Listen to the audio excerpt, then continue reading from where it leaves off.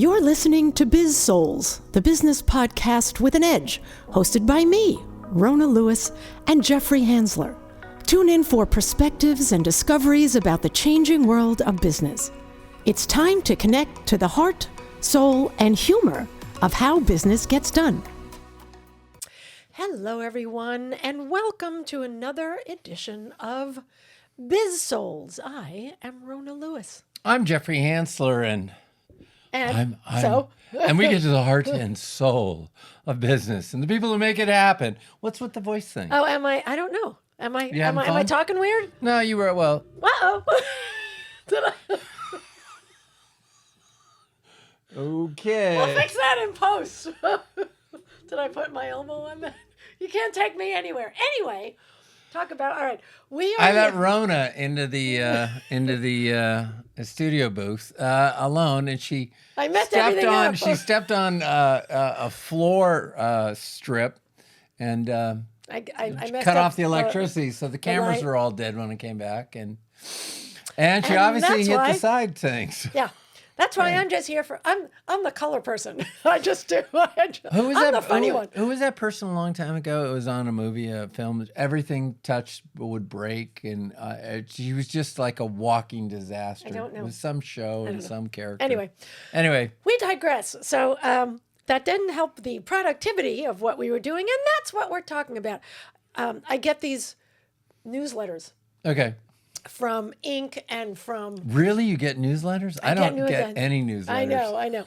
I actually get news. So anyway, I have Fast Company's one, and there was this article that's the one productivity hack high performers actually use, and it's called the non-negotiable mindset. So non-negotiable mindset. And so I was reading the article, and I realized what they're talking about is an athlete's mindset.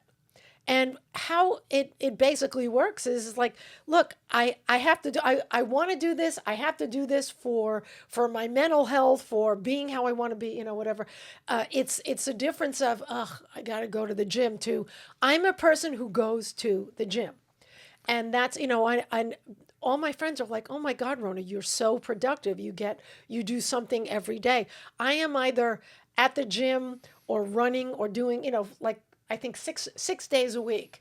And I have a list of things that I want to do, whether it's for my business or for writing or for, and I have a bunch of different projects that I'm working on, and I'm just really productive. And I take breaks. I get up stupidly early, somewhere between 4 and 5 in the morning. It's just not because I believe it's productive. It's just because I'm used to doing that, because, we teach so early, working on New York time. I have to get up that early. And so that's just the way I am. So why, tell me about this. Why do they call it non-negotiable mindset? Because it's setting it in your mind as just something you do, as opposed to something you have to do. What happens is you choose to make this part of your life, and it takes like 6 to 8 weeks to make it a habit, as opposed to the 3 to 4 that we used to think.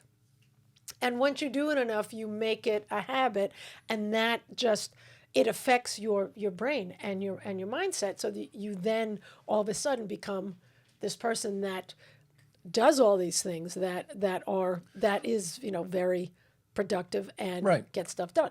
Well, I definitely I agree with the mindset thing, how you approach something, and language is how we connect to the world. Right. It's also how we connect to ourselves, and so the voices running in your head, and we've talked about voices before. The voices running in your head have a big impact on what you do. Right. And how you go about doing it. So it sounds good. Was there anything more detailed on, or made it specific, or is this somebody just taking mindset in one aspect of it, which is not a bad thing, to give it a title and say it's non-negotiable. It talks about the hidden cost of hesitation.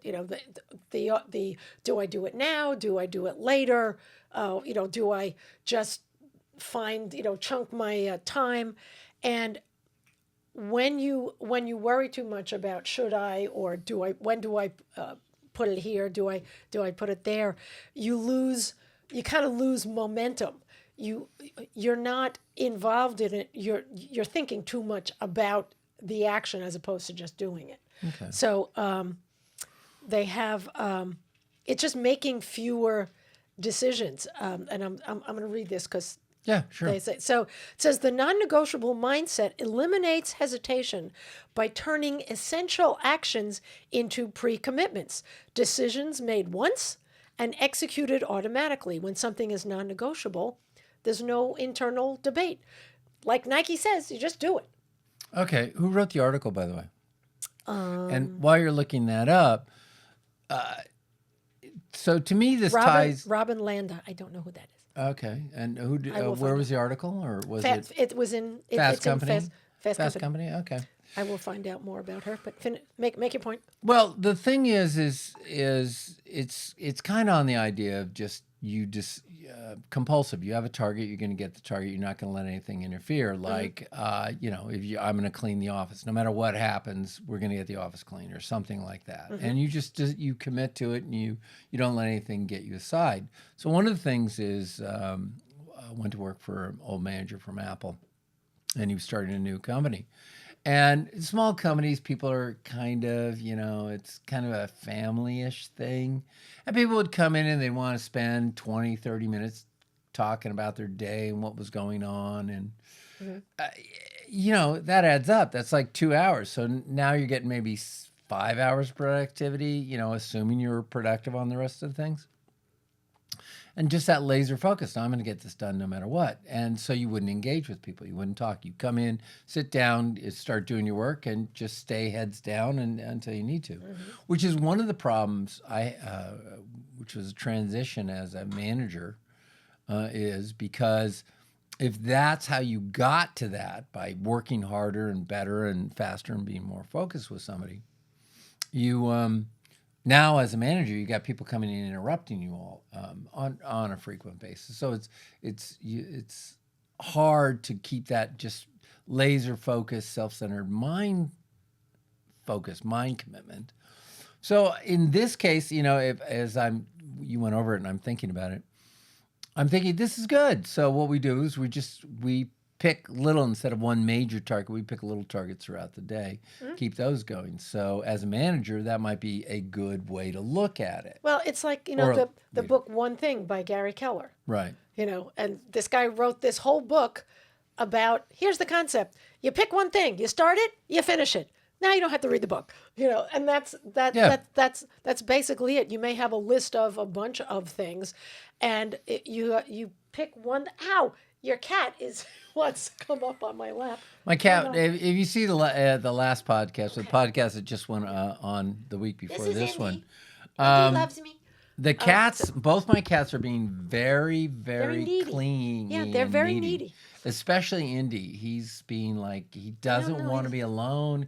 Follows you in every room. Has to be on your lap. And there he goes to you. And, Anyway, so and for someone like me who's ADHD, and you can attest to the fact that I'm squirrel, and it's very helpful for me having this mindset, and especially because I was an athlete, in high school and in college, and so were you. So, it's that this is who I am, and so I accept the ADHD, and we also have hyperfocus. So once I can procrastinate like no one's business, Right. And when I set my mind to it, I need I need to get this done, and I want to get this done. That's a big difference, because once you want to, you're more likely to do it. And once I sit down, I'll look up, and it's like 3 hours later, and Right. it's like, oh, I did it. It's done. I get it off my plate, and I'm so happy. And then I go have some potato chips, and I'm very happy. Or something. Well, and it's a I good don't eat a lot of it's a those good chips. philosophy. I think it's very positive aspects, and you called it the athletic mindset as The well. athlete's mindset, yeah. And so the Olympics are going. The Winter Olympics are going on now in Italy, right? Yes, in Italy. And I haven't really watched them that much. I don't know why. I don't know if that's a trend that people just aren't. I don't think the Winter Olympics has ever been as popular as the summer. I used to watch it all. I used to be Me in too. front of it.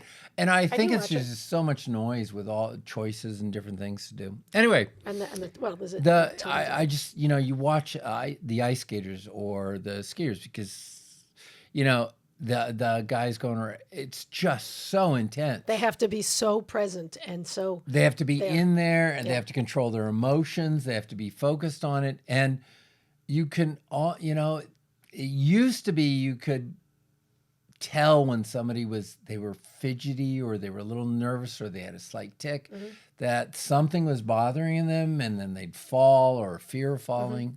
So yeah. they weren't in the zone.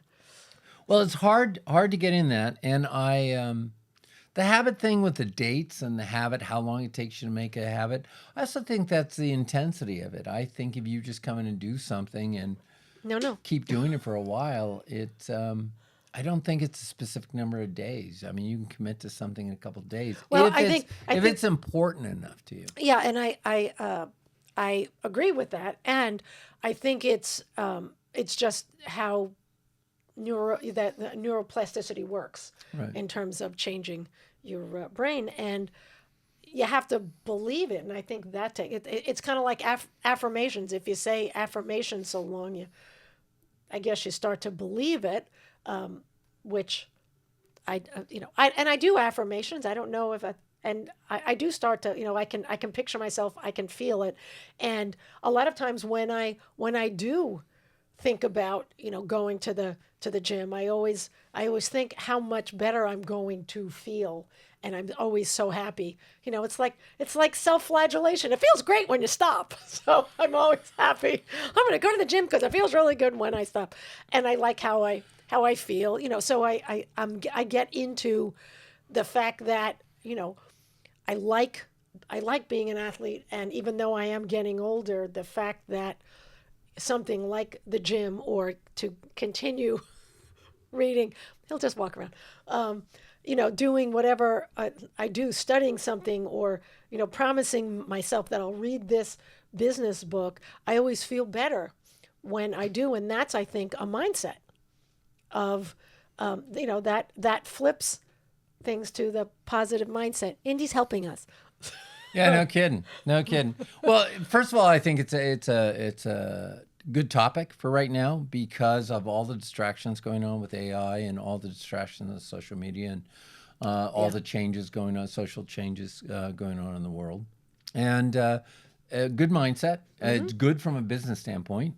And I think it's another way of looking at it that you can work on and be mindful of the choices you're making. And I think it helps with procrastination. It's if you because fear and procrastination often go hand in hand, and if you make it part of who you are and your daily rituals, I guess it just because you don't have to think about it. Right. Decide and done. So that's it. I mean, it wasn't. It was just something that struck me as, oh, this is what it is. This is what I do, and I think everybody can do it if they have that mind. Kudos for the article. Glad you read it. Thanks for sharing with us. Yeah, there you go. If you guys have an opinion about it, if you do the same thing, write it down in the comments. And while you're there, hit that like button. Please subscribe. We have a lot more on deck. We have more interviews and interesting conversations and probably not so interesting conversations, but we think they're interesting. So maybe you'll think so too. He's looking at me like, they're all interesting. Anyway. All right. All right. This is just a thought on my part. That's it for us. I'm Rona Lewis. I'm Jeffrey Hansler. And this has been Biz-Souls. We'll see you next time. Thank you. And thank you, Indy, Thanks for helping, calming Indy. down. Yeah. You've been listening to the Biz-Souls podcast with your hosts, Rona Lewis and Jeffrey Hansler. Did you have fun? Subscribe, rate, and leave a review. It's very much appreciated. Talk to you next week.